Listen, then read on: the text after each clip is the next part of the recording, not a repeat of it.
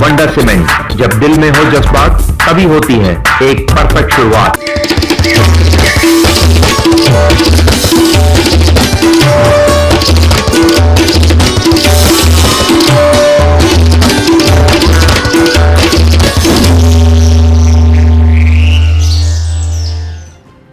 नमस्कार, एक नई सुबह की शुरुआत के साथ हम हाजिर हैं एक नए तेवर और नए कलेवर को लेकर नया सवेरा के इस बेहद खास अंक में। मैं हूं आंचल गुलाटी गुंबर, मेरे साथ है मेरे सहयोगी चंद्रशेखर जोशी और इस एक घंटे में हम दिखाएंगे देश और दुनिया की बड़ी खबरें। और चंद्रशेखर जोशी, हम बात करेंगे बिपरजॉय को लेकर जो कि अब कमजोर पड़ चुका है।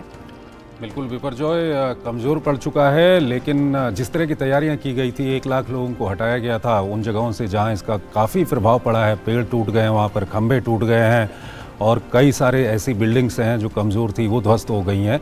तो 1 लाख लोगों को अगर नहीं हटाया जाता तो तब क्या होता है, ये भी हमको सोचना होगा। आइए शुरुआत करते हैं, सबसे पहले सुर्खियां देखते हैं।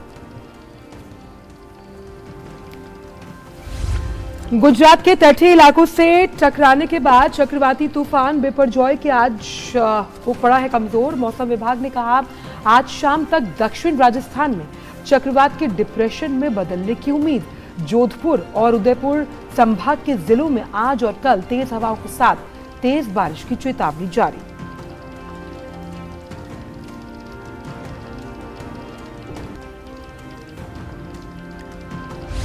गुजरात में बिपरजॉय के लैंडफॉल की प्रक्रिया के दौरान 22 लोगों के जख्मी होने की खबर। तेज हवाओं की वजह से सौराष्ट्र और कच्छ के कई इलाकों में पेड़ और खंभे गिरने की घटनाएं आई सामने। एनडीआरएफ, एसडीआरएफ के अलावा army, navy, air force, Indian coast guard और बीएसएफ की टीमें राहत कार्यों में जुटी।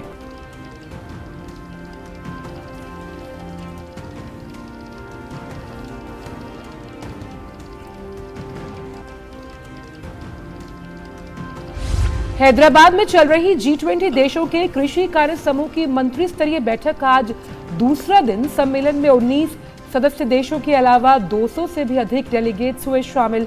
खाद्य सुरक्षा और पोषण के लिए सतत कृषि समेत टिकाऊ जैव विविधता और जलवायु समाधान जैसे विषयों पर चर्चा।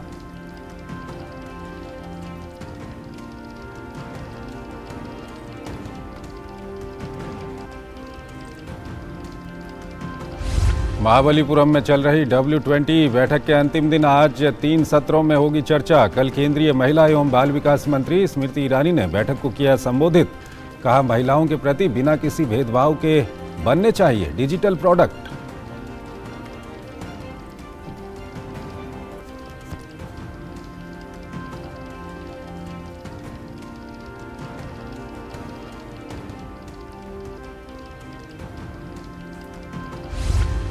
भाजपा के राष्ट्रीय अध्यक्ष जेपी नड्डा आज से त्रिपुरा के 2 दिवसीय दौरे पर राज्य की जनता के सामने मोदी सरकार की 9 साल की उपलब्धियों का रखेंगे लेखा जोखा।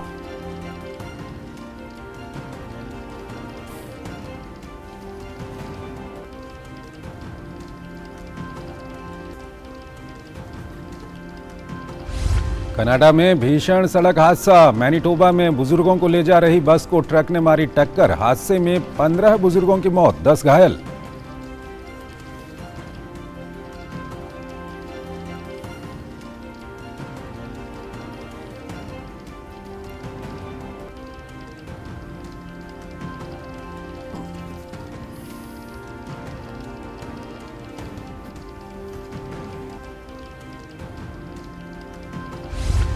खेल की खबरों में चेन्नई में चल रहे स्क्वैश विश्व कप के सेमीफाइनल में आज भारत और मलेशिया होंगे आमने सामने। वहीं दूसरे सेमीफाइनल में मिस्र का सामना जापान से।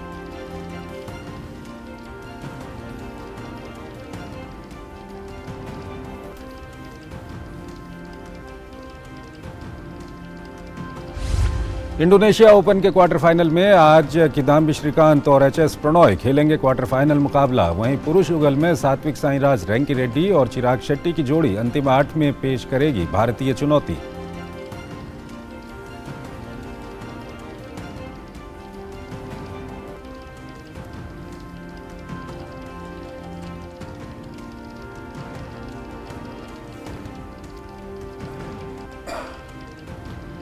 और ऑस्ट्रेलिया और इंग्लैंड के बीच ऐतिहासिक एशेज सीरीज का आगाज आज से बर्मिंघम में एजबेस्टन के मैदान पर खेला जाएगा पहला मैच।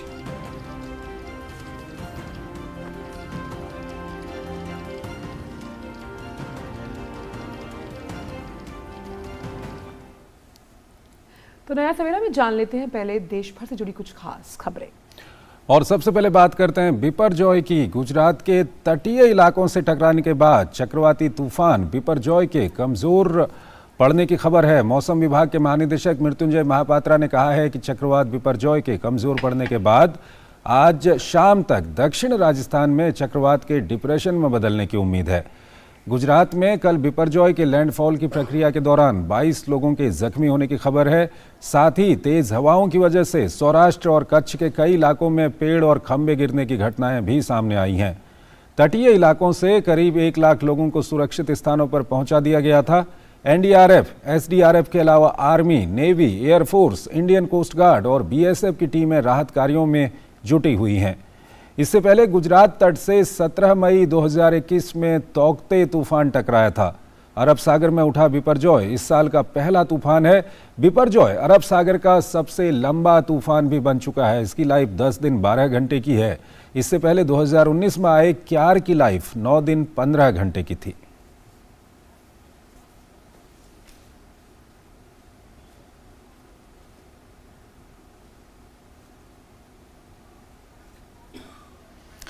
तो काफ़ी वहाँ पर पेड़ गिरने के ये दृश्य हम आपको दिखा रहे हैं। खंभे वहाँ पर गिर गए हैं। रात भर काफ़ी इससे नुकसान हुआ है उन इलाकों में। तटीय इलाके में कल शाम को करीब 6 बजे से 7 बजे के बीच में ये तटीय इलाकों में इसका लैंडफॉल शुरू हुआ था। रात भर ये लैंडफॉल चला है। देर रात तक ये लैंडफॉल पूरा हुआ है।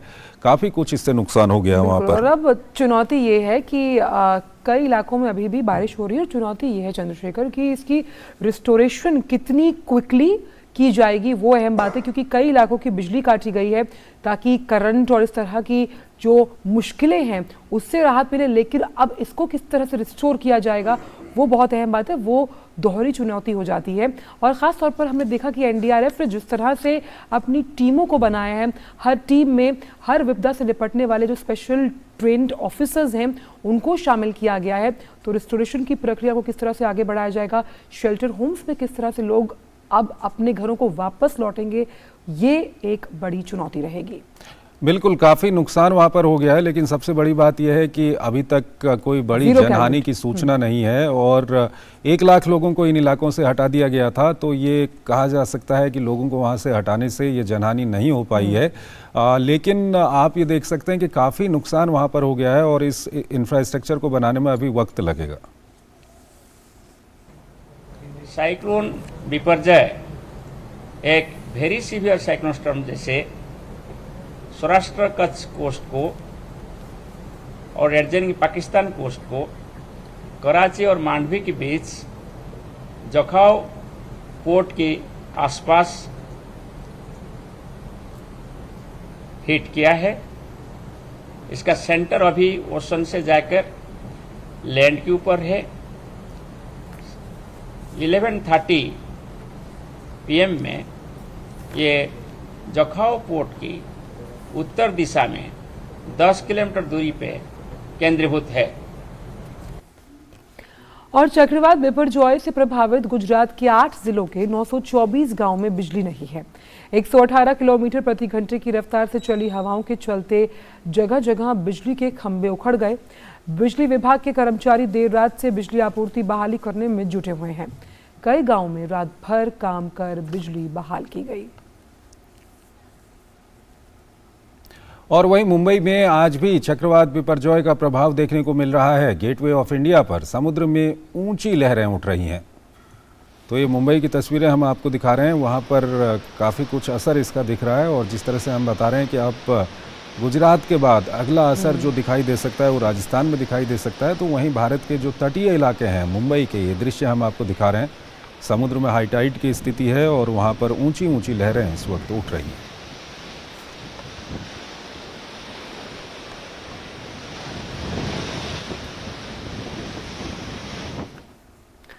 और वही बात अगर राजस्थान की करें तो जोधपुर और उदयपुर संभाग के जिलों में चक्रवात बिपरजॉय के असर से आज और कल तेज हवाओं के साथ बारिश की चेतावनी जारी की गई।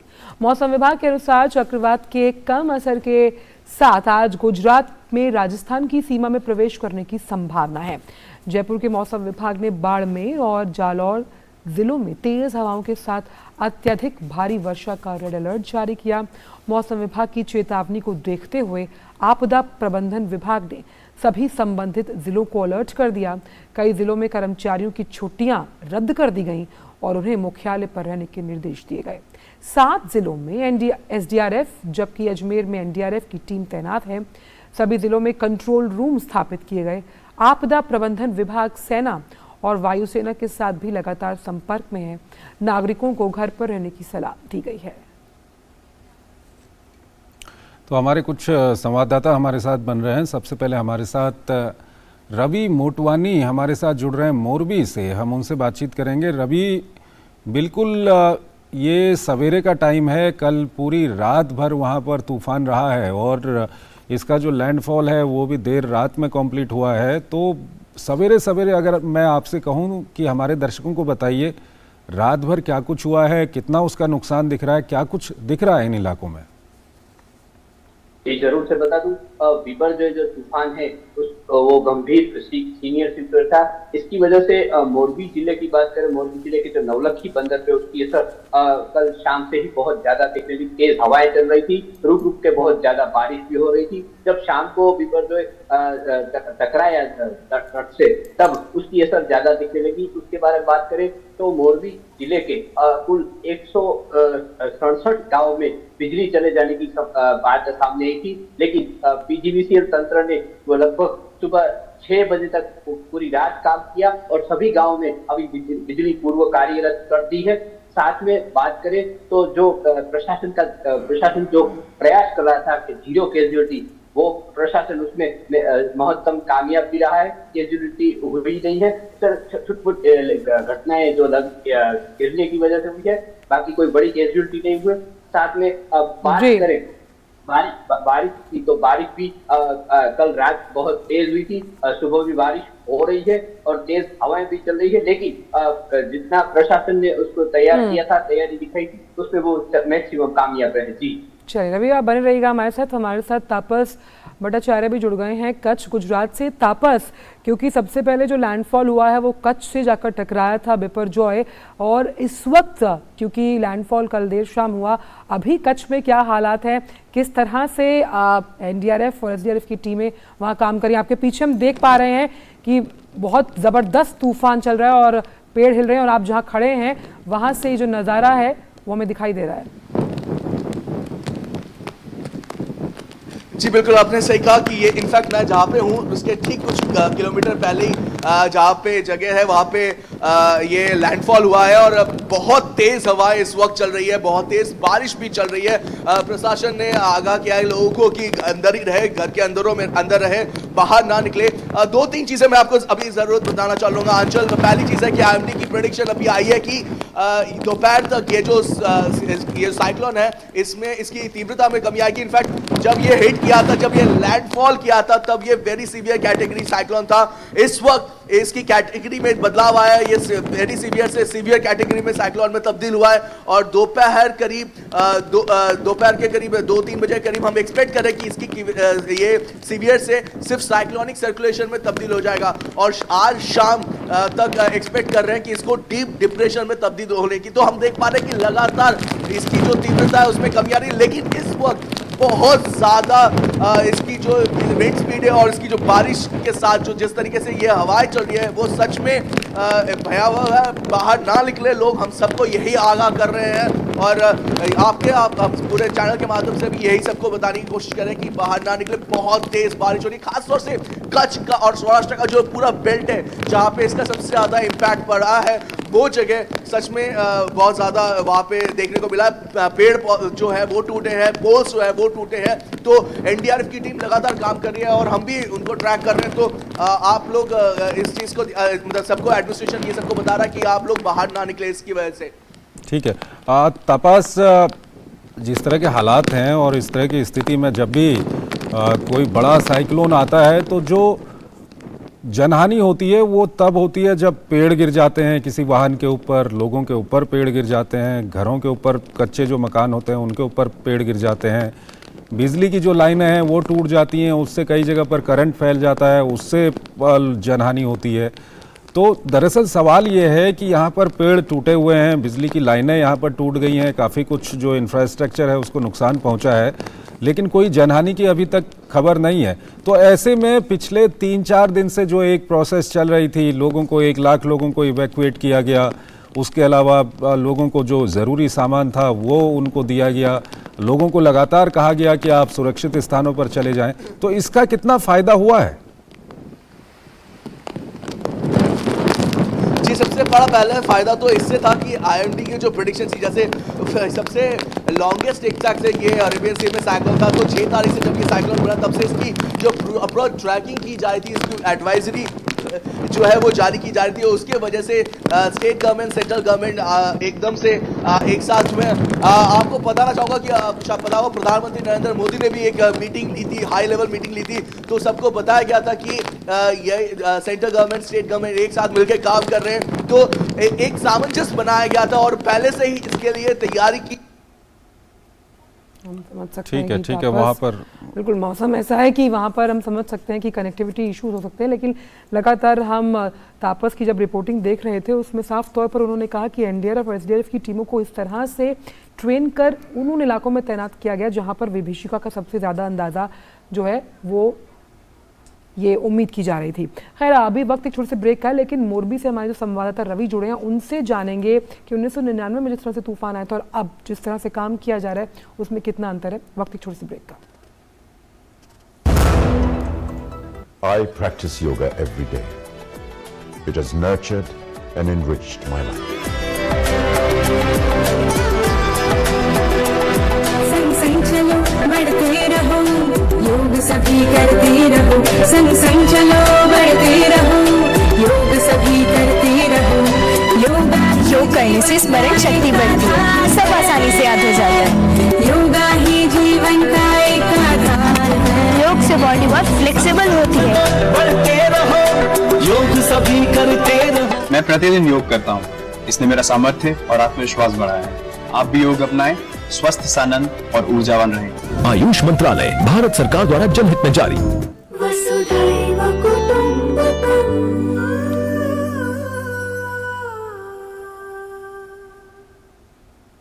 अर्जुन, 10th में you made us really proud. अब आगे क्या सोचा है? पापा, मैंने आईआईटी जाना है और इंजीनियर बनना है। Think IIT, think Vidya Mandir. Break के बाद सभी का स्वागत है और हम बात कर रहे हैं चक्रवात बिपरजॉय को लेकर जो अब कमज़ोर पड़ता हुआ नजर आ रहा है, और इसी पर बात करने के लिए मोरबी से हमारे संवाददाता रवि जुड़े हुए हैं। रवि, 1999 के चक्रवात की विभीषिका से सभी परिचित हैं, लेकिन जिस तरह से अब रियल टाइम मैपिंग के जरिए उन तमाम इलाकों को चयनित किया गया जहां पर इसकी विभीषिका सबसे ज़्यादा हो सकती थी, उस लिहाज से आईएमडी का जो प्रेडिक्शन रहा और जिस तरह से टीमों को तैनात किया गया, नुकसान बेहद कम हुआ है। जी जरूर से ये बात सही है। जब 1991 में जब ये तूफान आया था तब कैजुअलिटी बहुत ज्यादा हुई थी, लोगों को जानकारी बहुत कम थी और गवर्नमेंट जो प्रशासन है वो पूरी तरह से पहले तैयार नहीं। लेकिन अब जैसे टेक्नोलॉजी बढ़ गई है, पहले से मालूम हो जाता है और प्रशासन पूरी तरह यही चाहता है कि कम से कम कैजुअलिटी हो और मानव मृत्यु तो कम हो, साथ में जो पशु है उनको भी नुकसान न हो और साथ में जो इंफ्रास्ट्रक्चर है उसे भी कम से कम नुकसान पहुंचे, ऐसा प्रशासन प्रयास पूरी तरह से करता है। और साथ में प्रशासन का ये भी एक काम होता है साथ में कि जब ये तूफान खत्म हो जाए उसके बाद लोग फिर से अपने कामों में जुट जाए और अपने जीवन जीने लगे, उसमें भी प्रशासन सबसे बड़ा प्रयास करता है। जैसे मोरबी जिले की बात करें तो मोरबी जिले का जो नवलखी बंदर है वहाँ पे मछुआरे हैं, साथ में जो नमक वाले लोग हैं उन्हें फिर से अपने काम में जुड़ने, साथ में उनको कैजुअलिटी न हो और जब वो आश्रय स्थानों पर हो तो उन्हें भी पूरी तरह से सुरक्षा और खाने पीने के इंतजाम पूरी तरह से दिए जाए। साथ में एनडीआरएफ और एसडीआरएफ की बात की जाए तो मोरबी जिलों में 2 टीमें तैनात की। उन्होंने पहले से ही पूरे रास्ते को देख लिया था कहाँ से दिक्कतें आ सकती है, तो वो वहाँ पूरी तरह से तैनात थे। साथ में पुलिस, पीजीवीसीएल और वहीवटी तंत्र ने भी कहीं भी कोई दिक्कत हो तो वो अपने बचाव कार्यों में जुड़ गए थे। जी ठीक है। रवि, ये बताइए कि अगर हम पालतू जानवरों की बात करें और ख़ासकर गिर के जंगल में क्या कुछ हालात हैं, शायद अभी तक उतनी जानकारी वहाँ की होगी नहीं, तो जानवरों को लेकर के क्या कुछ अपडेट है?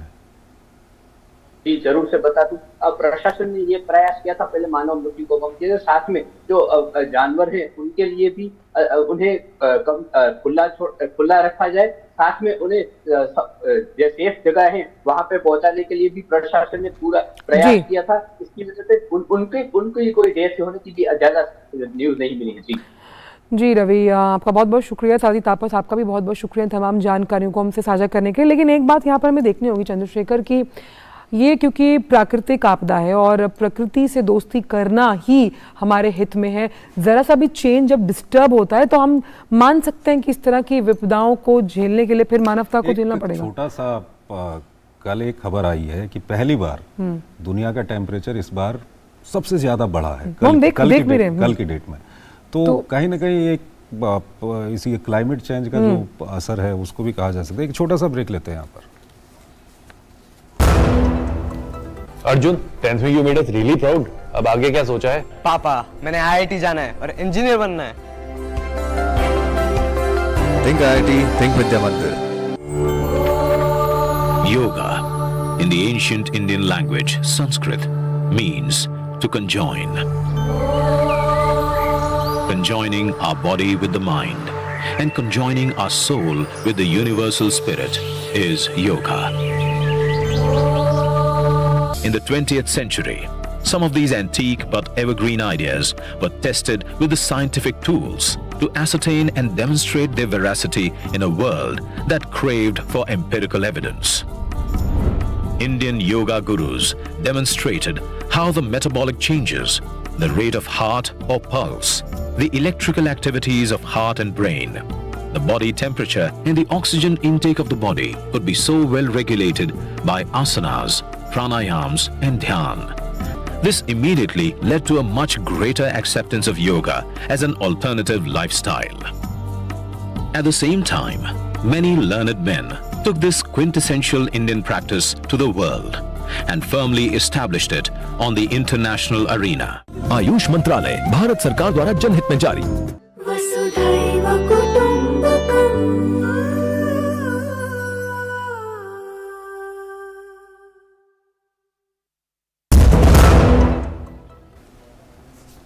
स्वागत है आपका ब्रेक के बाद।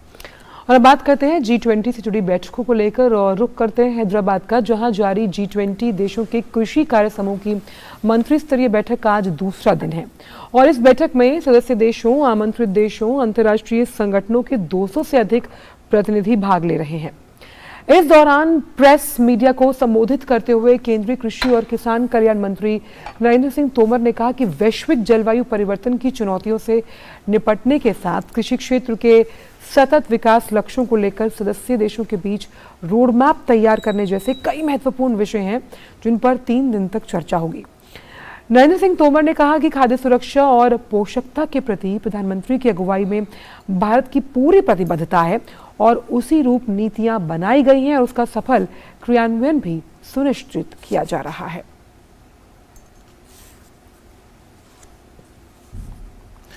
ओपी यादव हमारे साथ जुड़ रहे हैं हैदराबाद से, उनसे हम बातचीत करेंगे। ओपी, कल भी आपसे बातचीत हो रही थी और दुनिया जिस तरह के हालात से गुजर रही है, कई सारे फैक्टर हैं। और एक तरफ जो अनाज या खाद्य सुरक्षा की दिक्कत है, और जैसे अभी हम बात कर रहे थे कि कल दुनिया का टेम्परेचर इतिहास में सबसे ज़्यादा बढ़ गया था, कहीं ना कहीं जो पेरिस एग्रीमेंट है उसको वो क्रॉस कर रहा था।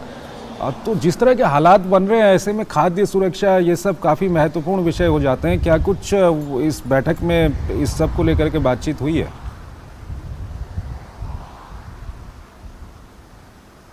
जी, ये G20 देशों की कृषि समूह की मंत्री स्तरीय बैठक आज दूसरा दिन है। कल भी इस बैठक में वियतनाम और कनाडा और ओमान के जो कृषि मंत्री है उनसे कृषि मंत्री नरेंद्र तोमर का व्यक्तिगत संवाद हुआ, चर्चा सत्र आयोजित हुए और उसमें निष्कर्ष यही निकला कि वैश्विक जलवायु परिवर्तन की जो चुनौतियां हैं उनसे निपटने के लिए समूह देशों के सदस्यों को साझा प्रयास करने पड़ेंगे और भारत को इसकी अगुवाई करनी पड़ेगी, क्योंकि भारत में जो कृषि के संबंध में शिक्षा, शोध और अनुसंधान हुए, प्रधानमंत्री नरेंद्र मोदी के नेतृत्व में बीते 9 साल से अधिक के कार्यकाल में जो किसानों के कल्याण उत्थान के लिए कार्य हुए उसको वैश्विक जगत ने सराहा। और यही वजह कि इस G20 की बैठक में जो सबसे प्रमुख मुद्दा रहा वो खाद्य सुरक्षा और पोषण आधारित डाइट, वैश्विक स्तर पर जो इन समस्याओं से जूझ रहे उन देशों को भारत के जरिए सहयोग की अपील की गई है। आज की भी अगर बात करें तो आज जो कृषि से संबंधित मंत्री समूह की जो बैठक हुई उसमें सबसे पहले कृषि मंत्री नरेंद्र सिंह तोमर जो मंत्री आए हुए हैं, गण आए हुए 19 जो सदस्य देशों के मंत्री हैं उनका औपचारिक स्वागत करेंगे और स्वागत के बाद 3 अलग अलग चर्चा सत्र होंगे जिनमें प्रमुख मुद्दा खाद्य सुरक्षा और पोषण को लेकर ही रहेगा। और इसमें सबसे बड़ी बात यही रहेगी जो सदस्य देश है उनमें कई देशों में आज भी पोषण आधारित डाइट की कमी है, खाद्य सुरक्षा की चुनौतियों से वो लोग जूझ रहे हैं। तो ऐसे में उन सबको उम्मीद है कि भारत इस जरूरत को पूरा करे और एक नए नेतृत्व के रूप में पोषण आधारित डाइट उपलब्ध कराने के लिए एक नई पहल करे। तो निश्चित तौर पर इस तरह की जो समस्याएं आती है उसमें जलवायु परिवर्तन और इन मुद्दों को देखने के बाद खाद्य सुरक्षा की चुनौती सबसे बड़ी बात होती है। इसके अलावा अगर आज की बात करें तो इसमें अलग से कई सत्र ऐसे भी होंगे जिनमें कृषि में महिलाओं की भागीदारी, क्योंकि भारत में अधिकांश कार्य कृषि से संबंधित महिलाएं करती है, तो वैश्विक जगत को ये संदेश देना कि जो आधी आबादी की प्रतीक जो महिलाएं हैं वो किस तरह कृषि को बेहतर तरीके से घर संचालन के साथ साथ कर सकती है। तो इसको लेकर भी कुशल नेतृत्व महिलाओं का कृषि में कैसे हो, सतत कृषि विकास कैसे हो, जलवायु परिवर्तन की चुनौतियों से निपटने के लिए कार्य नीति कैसी बनाई जाए, इन सभी मुद्दों पर आज दिन भर अलग अलग चर्चा सत्र होंगे जिनमें बैठकें होंगी और विशेषज्ञ भाग लेंगे। और इसमें कई तरह के पैनल बनाए गए जिसमें 10 अंतर्राष्ट्रीय संगठन है जैसे विश्व कृषि एवं खाद्य संगठन, इंटरनेशनल एग्रीकल्चर मॉनिटरिंग फंड, विश्व एग्रीकल्चर कृषि विकास फंड और इक्रिसियर जैसे संस्थान इसमें अपना तकनीकी रूप से सहयोग प्रदान करेंगे। बिल्कुल, महिलाओं की भागीदारी कृषि क्षेत्र में कैसे बढ़े इस पर तो नजर रहेगी। साथ ही जो पोषक तत्व हैं जो थाली से गायब होते जा रहे हैं जिसमें श्रीयन की बहुत अहम भूमिका है, ओपी वो किस तरह से वैश्विक पटल पर अपनी पहचान बनाएगा, इसको लेकर किस तरह से चर्चा हुई है ताकि जो तमाम किसान हैं उन्हें बढ़ावा दिया जाए श्रीयन उगाने के लिए।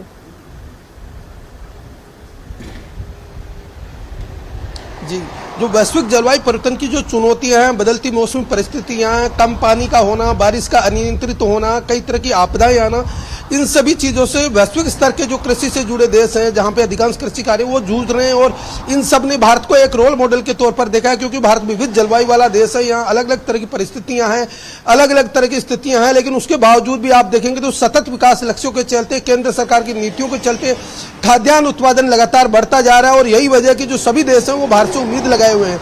ऐसे में जो अंतर्राष्ट्रीय पोषक अनाज वर्ष भारत सरकार की पहल से संयुक्त राष्ट्र संघ ने मनाया है उसमें सभी देशों की एक राय यही बनी है कि जो पोषक अनाज है वो बहुत कम पानी में और विपरीत परिस्थितियों में खेती की जा सकती है और इनका उत्पादन अधिक लिया जा सकता है और सभी तरह के पोषकता गुणों से युक्त है। इसलिए इस जो 3 दिवसीय जो G20 देशों की बैठक है इसमें प्रमुख मुद्दा यही रहा कि खाद्यान्न और खाद्य सुरक्षा और पोषण आधारित डाइट अगर देनी है तो इस डाइट में कहीं न कहीं हमें पोषक आधारित अनाजों यानी श्रीअन्न को बढ़ावा देना पड़ेगा।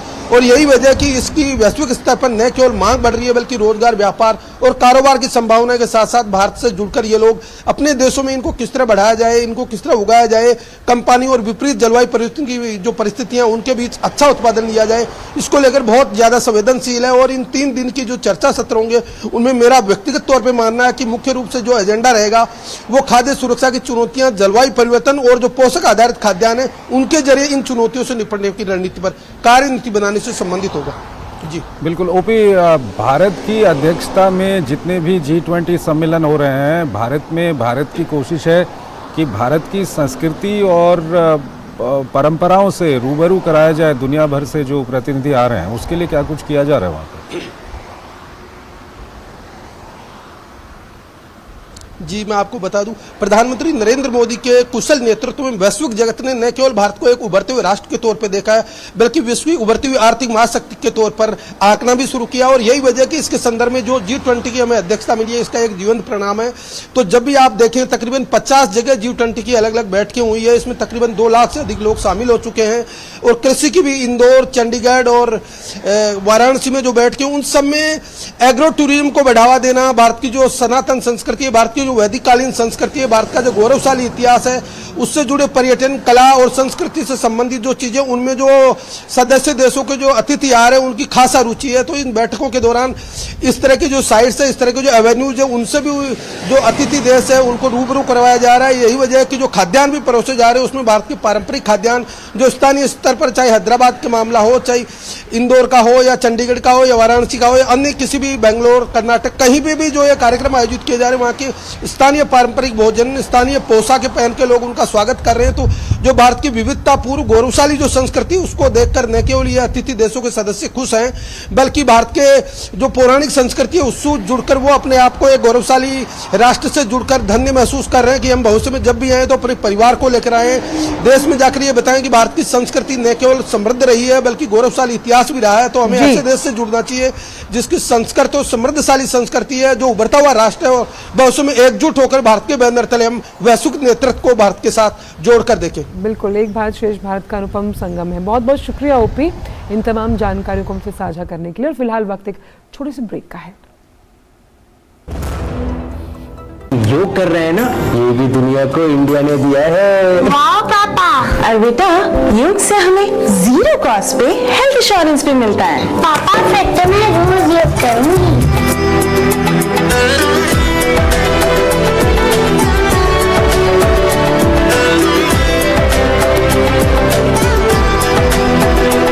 संग संग चलो बढ़ते रहो, योग सभी करते रहो।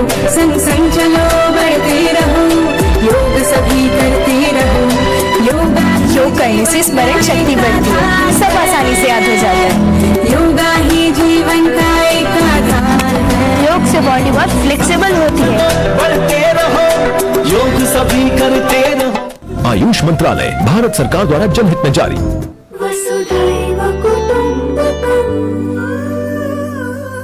अर्जुन, 10th में you made us really proud. अब आगे क्या सोचा है? पापा, मैंने IIT जाना है और इंजीनियर बनना है।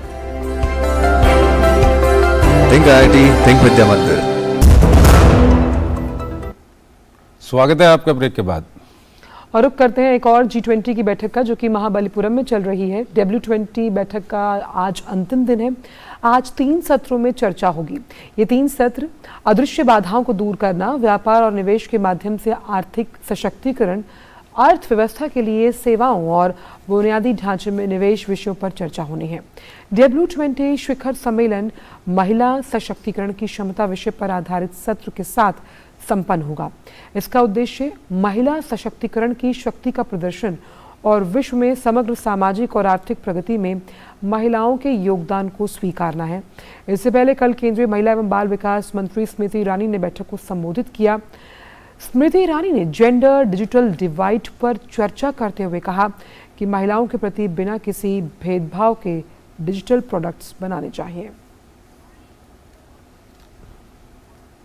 I am also delighted that in the deliberations today, you have taken the liberty and were gracious enough to speak about the gender digital divide. Many speak about the gender digital divide only with relations to access to gender digital skills. What needs to be enhanced is conversation around gender bias coded technology and technological products. और केंद्रीय मंत्री स्मृति ईरानी ने यह भी कहा कि जलवायु परिवर्तन के कारण दुनिया भर में हो रहे विस्थापितों में महिलाओं की संख्या 80% है। In 2018, alarm bells should have rung across nations, for there was a UN report which said that of the 80% who got displaced due to climate change, 80% were not men but women. That climate change brings not only devastation geographically, it also exposes women and children to health risks by disease or risks where access to service is limited. America की यात्रा के दौरान प्रधानमंत्री नरेंद्र मोदी 21 जून को 9वें अंतर्राष्ट्रीय योग दिवस पर संयुक्त राष्ट्र में होने वाले समारोह में शामिल होंगे। संयुक्त राष्ट्र महासभा UNGN के 77वें सत्र के अध्यक्ष साबा कुरैशी भी समारोह में भाग लेंगे। साबा कुरैशी ने ट्वीट कर इसकी जानकारी दी। उन्होंने लिखा, मैं अगले सप्ताह संयुक्त राष्ट्र मुख्यालय के नॉर्थ लॉन में प्रधानमंत्री नरेंद्र मोदी के साथ संयुक्त राष्ट्र में होने वाले 9वें अंतर्राष्ट्रीय योग दिवस समारोह में भाग लेने के लिए उत्साहित हूं। और प्रधानमंत्री की आगामी अमेरिका यात्रा पर अमेरिकी सांसद एमी बेरर ने कहा कि प्रधानमंत्री की राजकीय यात्रा भारत अमेरिका व्यापार संबंधों पर काम करने का अवसर है। आइए सुनते हैं। Important visit at this moment in time. You're seeing the U.S.-India relationship grow. Obviously there's geopolitical challenges within Asia and so forth. And then India is also a rising economic power. So I think there's an opportunity to work on the U.S.-India trade relationship. We're talking a lot about supply chains and coming out of the pandemic. I think there's a real opportunity for the two countries to grow together. और वहीं प्रधानमंत्री नरेंद्र मोदी की America यात्रा के पहले ही अमेरिकी सांसदों में उत्साह है। अमेरिकी सांसद माइक लॉलर ने अमेरिका भारत के संबंधों को 21वीं सदी के सबसे महत्वपूर्ण साझेदारियों में से एक बताया। I look forward to welcoming Prime Minister Modi to the United States Capitol and hearing his address to a joint session of Congress later this month during his historic state visit. The United States and India have an important strategic partnership and a special bond, shaped by our mutual commitment to global peace and prosperity. As Prime Minister Modi said in his 2016 visit to DC, our relationship is primed for a momentous future. It is critical that we strengthen the Indo-American partnership as we work together to advance our mutual interests and our shared commitment to democracy. As India celebrates its 75th year of independence, we join with the people of India in celebrating the success of the world's largest democracy. और Paris में चल रहे Viva take प्रदर्शनी में भारत के metaverse platform Bharat Meta को प्रदर्शित किया गया।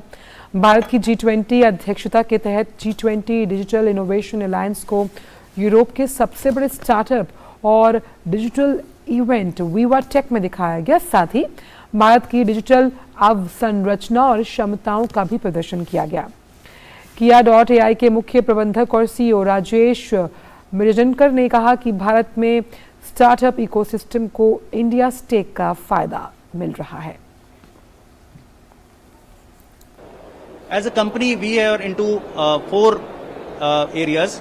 One is on terms of digital payments, where we provide for ability for conducting digital commerce using mobile apps, internet banking, etc.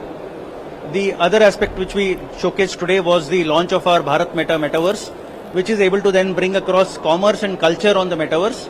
And this is something that will be in a big way ability to take the metaverse and the concept of Web3 creator economy, not just in urban masses, but also take this to the rural masses, which would include the ability for MSMEs and rural small household groups to be able to come out with their goods and sell this on the metaverse with a higher level of visualization.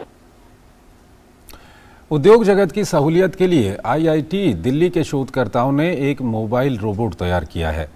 रोबोम्यूज 5 नाम का ये mobile robot 100 kilogram तक का भार उठाने में सक्षम है। इस मोबाइल रोबोट का उपयोग विभिन्न शिक्षण और शोध संस्थानों में शोध कार्यों के लिए भी किया जा सकता है। ये मोबाइल रोबोट कैसे काम करता है और इसके क्या उपयोग हैं, इस बारे में IIT दिल्ली के प्रोफेसर SK साहा से बात की हमारे संवाददाता निशांत सौरभ ने। IIT दिल्ली के रिसर्चर्स ने एक मोबाइल रोबोट विकसित किया है जो 100 किलोग्राम तक के पेलोड को आसानी से लाने ले जाने में सक्षम है। IIT दिल्ली के मैकेनिकल इंजीनियरिंग विभाग के प्रोफेसर SK साहा के सुपरविजन में इसे तैयार किया गया है। उनसे हम बात करते हैं। सर, ये जो मोबाइल रोबोट जिसे रोबोम्यूज 5.0 का नाम दिया गया है, क्या है फीचर्स इसके और डिज़ाइन के बारे में इसके बताएं। मैं ये बताना चाहूँगा, ये जो डेवलपमेंट हुई है ऑलमोस्ट पिछले 10-12 साल की डेवलपमेंट है। पहले जो था ये एक रोबोकॉन कंपटीशन होता है, दूरदर्शन तरफ से ऑर्गेनाइज करवाया जाता है। तो ये IIT दिल्ली का छात्राओं ने जो 2008 में पार्टिसिपेशन किया था, तो हमने ये सोचा जो इसका प्रैक्टिकल एप्लीकेशन क्या होगी, तो उस हिसाब से हमने इसको डेवलपमेंट करते करते अभी ये जो रोबोम्यूज 5.0 जिसको हमने नाम दिया है, तो ये 100 किलोग्राम पेलोड पे कैरी कर सकता है इंडस्ट्रियल लेवल में। और क्या इसके एप्लीकेशंस और यूजेज हो सकते हैं? इसका एप्लीकेशन बहुत सारा है, और एक एप्लीकेशन जैसे सिक्योरिटी सर्विलेंस में है। जैसा रात को आप बड़ा एरिया है, समझ लीजिए फैक्ट्री में है जी, हमारा IIT में कह लीजिए, तो कुछ कोने कोने में आप सिक्योरिटी ऑफिसर को ना भेज के आप ये कर सकते हो, रोबोट को भेज दो, उसके ऊपर यहाँ पे कैमरा फिटिंग करवा दो, और वो कैमरा से जो फीड लेंगे वो लेके डायरेक्टली जो सेंट्रल रूम होगी सिक्योरिटी में, तो वहाँ पे भी आप इसको वीडियो फीड भेज सकते हो एक्चुअली। तो एक हो गया सिक्योरिटी सर्विलेंस हो गया, एक हमारा हो गया pick and place factory software में हो गया। फिर हॉस्पिटल में भी इसको आप मेडिकल केयर के रूप में भी आप लेके जा सकते हो तो जहाँ पे भी मोबिलिटी चाहिए है और ऑब्जर्वेशन चाहिए, वहाँ पे भी इसको एप्लीकेशन हो सकती है। और कॉस्ट भी हमने काफ़ी कंट्रोल रखने के लिए कोशिश किया, विद इन 2 लाख तक मिल जानी चाहिए। जहाँ तक सिमिलर प्रोडक्ट बाजार में आप कमर्शियल प्रोडक्ट लेंगे 10 लाख 8 लाख से नीचे नहीं मिलेंगे एक्चुअली। तो हम चाहते हैं इंडस्ट्री के साथ साथ खासकर small and medium scale industry इसको फ़ायदा उठा सकते हैं, साथ साथ जितने इंजीनियरिंग कॉलेजेस है वो भी इसका काफ़ी फ़ायदा उठा सकते हैं for training and research purposes. तो ये जो मोबाइल रोबोट है रोबोमूव्स 5.0, इसकी मदद से उद्योग जगत को काफ़ी आसानी होगी और वो 100 किलोग्राम तक के पेलोड की आसानी से धुलाई कर पाएंगे। Nishant Saurabh, DD news, Delhi. और आइए नजर डालते हैं देश भर से जुड़ी कुछ खास प्रमुख खबरों पर फटाफट अंदाज में। भारतीय जनता पार्टी के अध्यक्ष JP नड्डा आज से त्रिपुरा के 2 दिवसीय दौरे पर रहेंगे। केंद्र में मोदी सरकार के 9 साल पूरे होने के अवसर पर दक्षिण त्रिपुरा के सांतिर बाजार में एक रैली को संबोधित करेंगे। भाजपा अध्यक्ष त्रिपुरा के मुख्यमंत्री माणिक साहा सहित पार्टी के अन्य वरिष्ठ नेताओं के साथ भी बैठक करेंगे। जम्मू स्थित भारतीय प्रबंधन संस्थान का आज 6ठा दीक्षांत समारोह है। केंद्रीय शिक्षा मंत्री धर्मेंद्र प्रधान कार्यक्रम में बतौर मुख्य अतिथि शामिल होंगे। कार्यक्रम में केंद्रीय मंत्री जितेंद्र सिंह और उपराज्यपाल मनोज सिन्हा भी शामिल होंगे। दीक्षांत समारोह में करीब 259 छात्रों को डिग्री और मेडल वितरित करने की भी उम्मीद जताई जा रही है। असम के लखीमपुर में लगातार हुई बारिश के बाद बाढ़ जैसे हालात बन गए हैं, जिसकी वजह से स्थानीय लोगों को काफी दिक्कतों का सामना करना पड़ रहा है।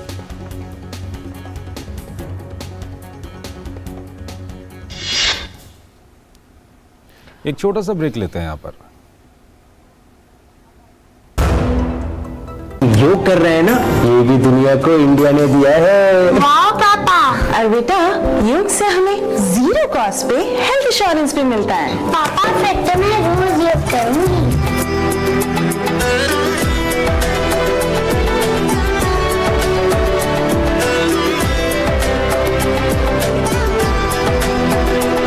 संग संग चलो बढ़ते रहो, योग सभी करते रहो। संग संग चलो बढ़ते रहो, योग सभी करते रहो। योग करने से स्मरण शक्ति बढ़ती है, सब आसानी से याद हो जाता है। योगा ही जीवन का एक आधार है। योग से बॉडी बहुत फ्लेक्सिबल होती है। बढ़ते रहो, योग सभी करते रहो। आयुष मंत्रालय, भारत सरकार द्वारा जनहित में जारी। वसुधैव कुटुंबकम्।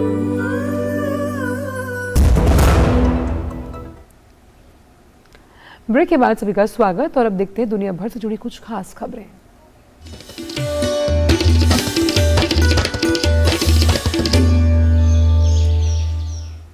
खबर कनाडा से, जहां के मैनिटोबा प्रांत में एक सेमी ट्रेलर ट्रक ने एक छोटी बस को टक्कर मार दी। इस हादसे में कम से कम 15 लोगों की मौत हुई है। इस हादसे में 10 अन्य लोग घायल हुए। बस में ज्यादातर बुजुर्ग लोग ही सवार थे। पीड़ित एक स्थानीय कसिनो के रास्ते में थे। विनिपेग से 170 किलोमीटर पश्चिम में दक्षिण पश्चिमी मैनिटोबा में कारोबारी शहर के पास 2 प्रमुख सड़कों के जंक्शन पर यह दुर्घटना हुई। बस में करीब 25 लोग सवार थे, जिनमें ज्यादातर बुजुर्ग थे। पुलिस ने बताया कि दोनों वाहनों के चालक जीवित हैं। प्रधानमंत्री जस्टिन ट्रूडो ने इस घटना पर दुख व्यक्त किया है। यूक्रेन के राष्ट्रपति वोलोदिमीर ज़ेलेंस्की ने नाटो और यूरोपीय संघ की सदस्यता की मांग फिर से दोहराई। अपने रात के वीडियो संबोधन में ज़ेलेंस्की ने यूरोपीय संसद के उस कदम की सराहना की है जिसमें नाटो देशों से यूक्रेन को शामिल करने के लिए मजबूत प्रस्ताव लाया जाना है। ज़ेलेंस्की ने गुरुवार को पेश किए गए अमेरिकी कानून की भी प्रशंसा की, जो यूक्रेन द्वारा जब्त की गई रूसी संपत्तियों का उपयोग करने को आसान बनाता है।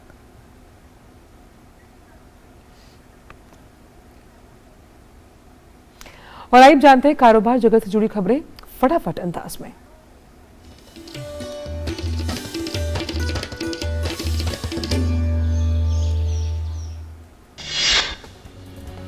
बाजार नियामक सेबी ने बाजार पूंजीकरण के हिसाब से शीर्ष 100 सूचीबद्ध कंपनियों को 1 अक्टूबर से बाजार में उनके बारे में फैली किसी भी अफवाह की पुष्टि करने, खारिज करने या स्पष्टीकरण देने का निर्देश दिया है।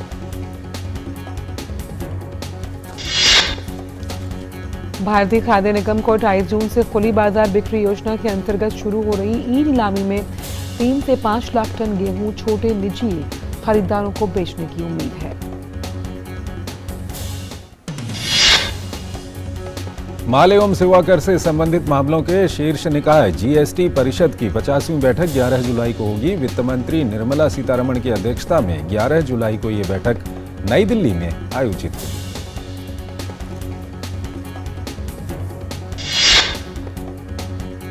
और आइए जानते हैं अब खबरें खेल जगत से स्पोर्ट्स ट्रैक में फटाफट अंदाज में।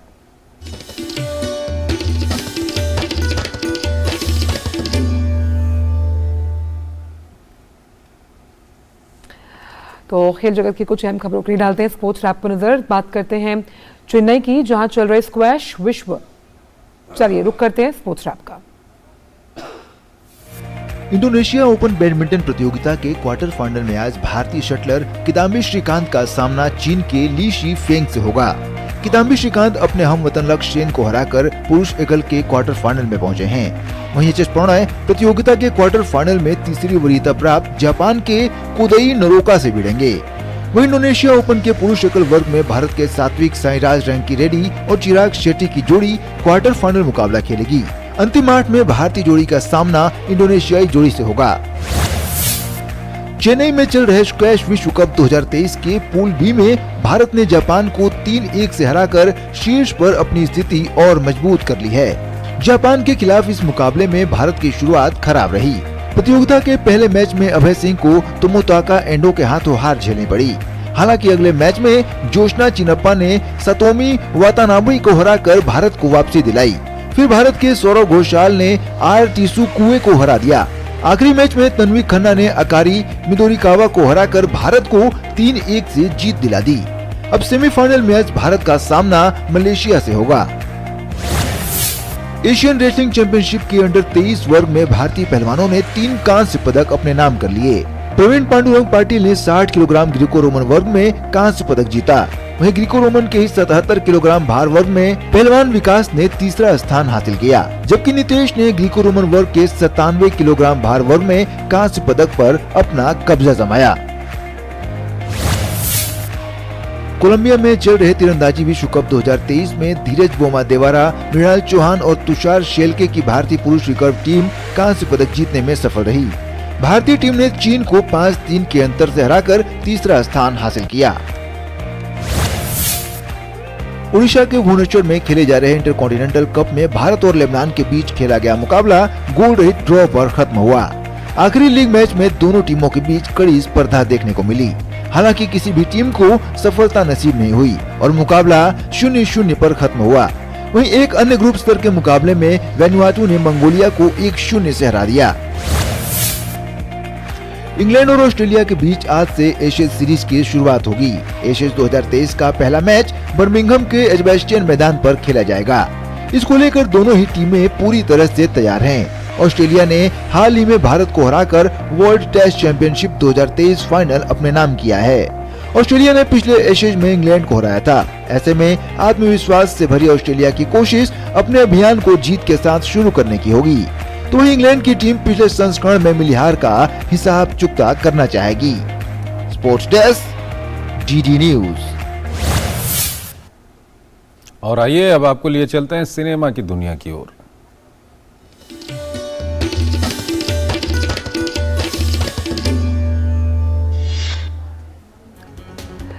कर्नाटक सरकार ने फिल्म डेयरडेविल मुस्तफा को टैक्स फ्री करने का फैसला लिया।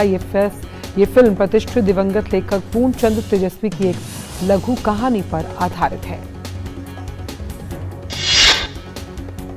गैंगस्टर, जहर, आवारापन और शांघाई जैसी फिल्मों के लिए पहचाने जाने वाले बॉलीवुड अभिनेता इमरान हाशमी निर्देशक सुजीत की गैंगस्टर ड्रामा ओजी में शामिल हो गए हैं। जल्द ही रोहित शेट्टी की पहली web series Indian police force में नजर आने वाली एक्ट्रेस ईशा तलवार ने साझा किया, उनका किरदार एक सरप्राइज पैकेज होगा। विक्की कौशल की अपकमिंग फिल्म मेरे महबूब मेरे सनम अगस्त के महीने में रिलीज होने वाली है, लेकिन अब इसकी रिलीज डेट बदलने की जानकारी सामने आई है। फिल्म अब 2024 में ही सिनेमाघरों में दस्तक देगी।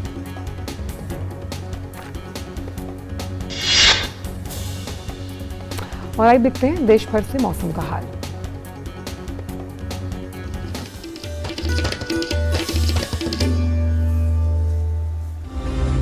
तो मौसम पर नजर आए तो उत्तर पश्चिम में तेज हवाओं के साथ बादल छाने की उम्मीद है।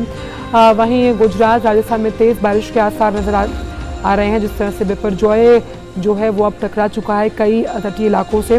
बात अगर जम्मू कश्मीर और साथ ही साथ पंजाब की करें तो यहाँ पर भी गर्म हवाएं और लू के थपेड़े नजर आ रहे हैं। वहीं बात केरला, तमिलनाडु और कर्नाटक की हो तो यहाँ पर बारिश होने की संभावना जताई जा रही है। आइए रुक करते हैं अब उन तमाम राज्यों को और देखते हैं कि न्यूनतम और अधिकतम तापमान क्या है।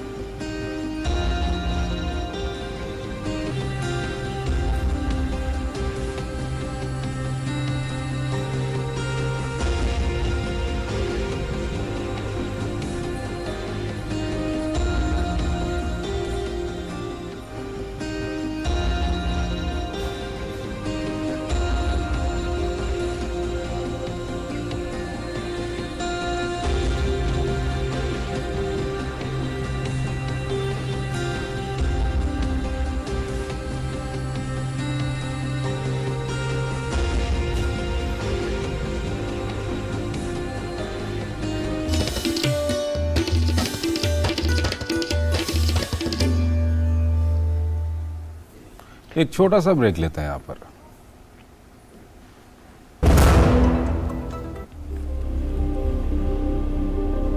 हर बार का अंतर्राष्ट्रीय योग दिवस पिछले से भी बड़ा होते गया है और अब ये दुनिया में योग ने अपना जगह बनाने में सफलता प्राप्त की है।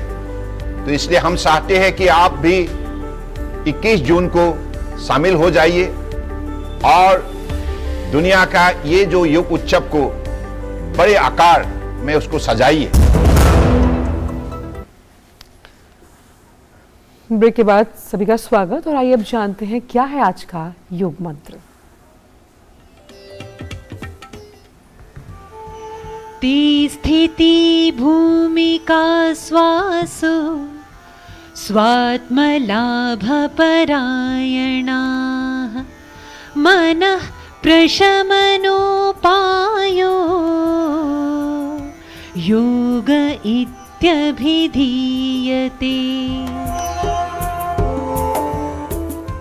आत्म साक्षात्कार के प्रयत्नों में संलग्न पुरुष ही अविद्या के नाश और मुक्ति की स्थितियों वाली भूमिकाओं में प्रतिष्ठित होते हैं। वस्तुतः मन की पूर्णतया शांति के साधन को योग कहा गया है।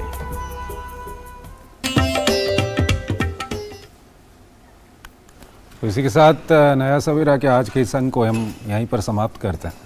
और जैसा कि हमारी रवायत है कि हम शुक्रवार को एक जो गीत है उसका संस्कृत वर्जन आपको सुनाते हैं।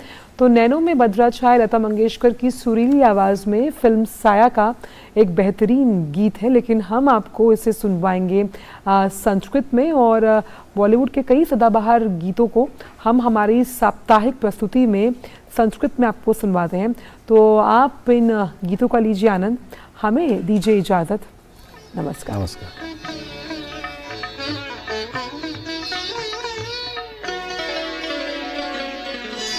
नेत्रे वैमुदिरो व्याप्तः चपलावदीप्ताहन्त कान्तः स्थितो मामस्यां कुरु कण्ठलग्नां। नेत्रे वैमुदिरो व्याप्तः।